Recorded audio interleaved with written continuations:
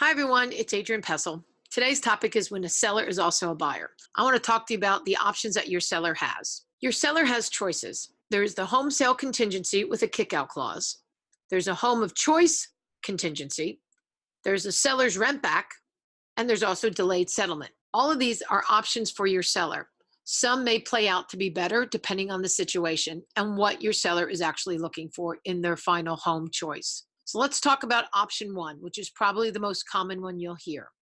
The home sale contingency with a kickout clause.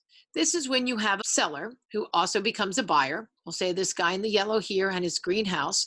He's selling his house for $250 and he found his dream home and he really wants it and it's on the market for $500,000.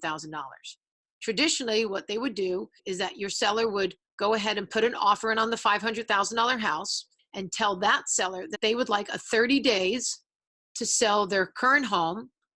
And during that period of time of that contingency of 30 days, the seller from here, they receive an offer they think is better than their current offer from this guy over here. They will give your buyer, you're also your seller, 72 hours to get their act together to come up with the funds in order to purchase the house. If they don't do that, then these sellers right here have the option to kick your seller slash buyer out. Now, home sale contingencies and pros, and the pros is that the seller right here of seller of house one, who becomes the buyer of house two, gets the house that they want. So this works out well if you have a seller that has a particular house in an area that not a lot of homes come on the market, and this is a one of a kind, or maybe it's down the street from a family member, or it's a house that they've always wanted. So this would be an ideal way of them using the home sale contingency because there's only one of a kind home. The home sale contingency does have its negatives. So what they are is that seller one has a deadline now become a have to seller. The other negative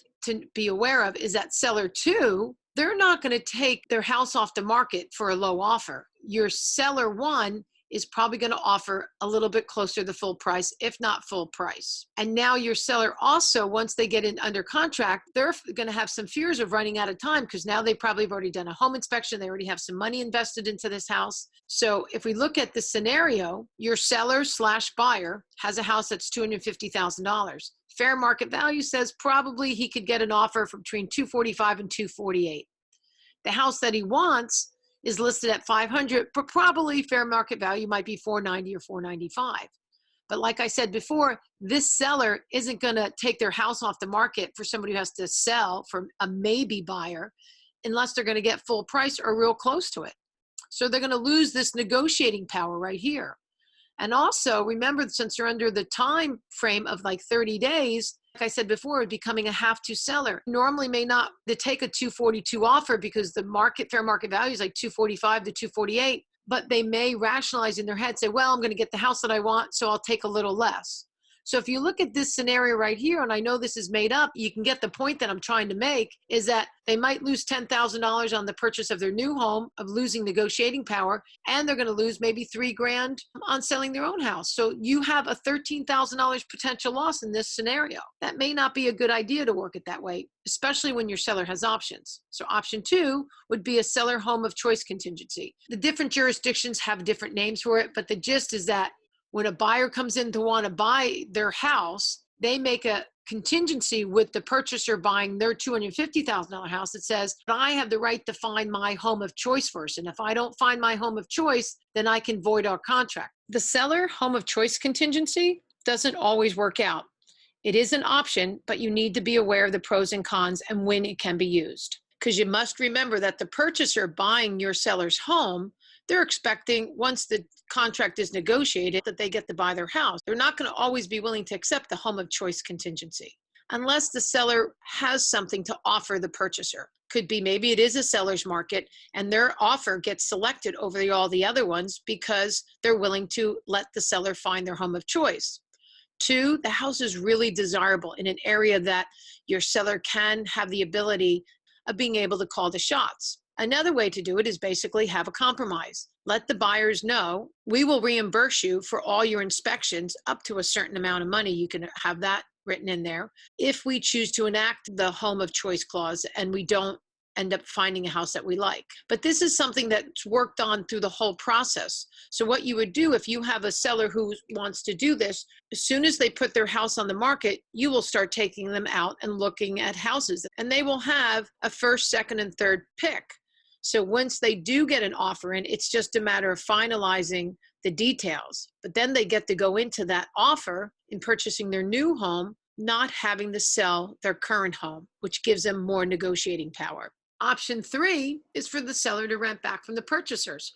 So let's say we have a purchaser that wants to buy my seller's house, and we just ask for an extended time for them to stay. Using that extended time period, they can have that extra time to find the property that they like, and they stay in their own home until that new house settles.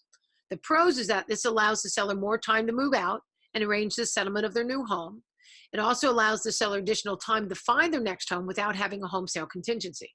The negative is the seller monthly cost will be more and the security deposit will be needed. The buyer's lender also may have a limit to time how long the seller can stay. So an agreement should be executed at time of contract to avoid any misunderstandings. What kind of security deposit, what's the PITI is going to be, and how long they're going to stay, and make sure that their lender is okay with it. So option 4 is a delayed settlement. Around here, that's normally 30 to 45 days, could be as long as 60. But what you would do, you would ask the buyer, okay, Mr. and Mrs. Buyer, you can buy my house, but instead of settling in that 45-day time period, I want to extend my settlement. This way, the seller does not have to do a rent back. They don't have to do a home sale contingency. They don't have to do the home of choice, but they will have a long settlement time frame. Let's say the seller gets an offer on their property today. So instead of typically maybe having a settlement at the end of August or mid-September, you might push it out till October. This allows the seller additional time to find their next home without the home sale contingency or all the other hassles of doing a rent back. The con is that the typical loan lock-ins are for 60 days or less, which then can cost the buyer more money, or they might actually not be able to afford the loan if interest rates go up. So remember, your seller does have options. So hopefully that helps you guys out. I wish you all the best. If you have any questions, just put them in the comments below. And please remember to subscribe. Thanks.